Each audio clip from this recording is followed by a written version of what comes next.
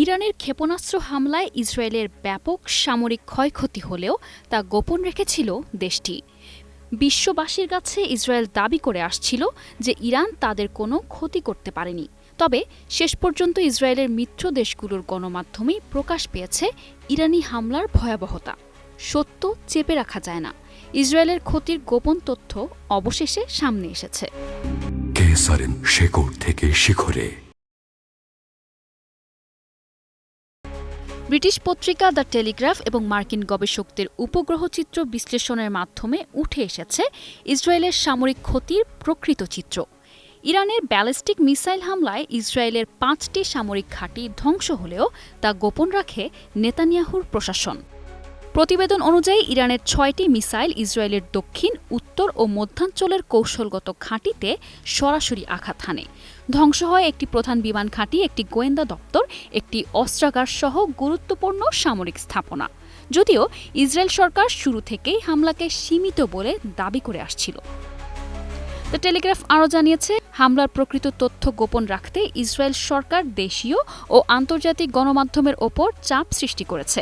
প্রতিবেদনে বলা হয়, যুক্তরাষ্ট্রের অরেগন স্টেট ইউনিভার্সিটির স্যাটেলাইট ডেটা থেকে দেখা যায়, গত মাসে সংঘটিত 12 দিনের যুদ্ধে ইরান 6টি রকেট দিয়ে 5টি আইডিএফ সামরিক ঘাঁটিতে আঘাত হানে।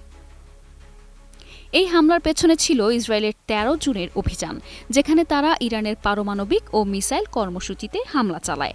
এর পাল্টা জবাবে ইরান এই মিসাইল হামলা চালায়। এছাড়াও আরও 36টি মিসাইল ইসরায়েলের ভেতরে আঘাত হানে, যা বিমান প্রতিরক্ষা ব্যবস্থার বাইরে চলে যায়। এতে নিহত হয় 28 জন, ক্ষতিগ্রস্ত হয় 2305টি বসতবাড়ি ও 240টি ভবন। ক্ষতির শিকার হয় 2টি বিশ্ববিদ্যালয়, একটি হাসপাতাল এবং বাস্তুচ্যুত হয় 13,000-এর বেশি মানুষ।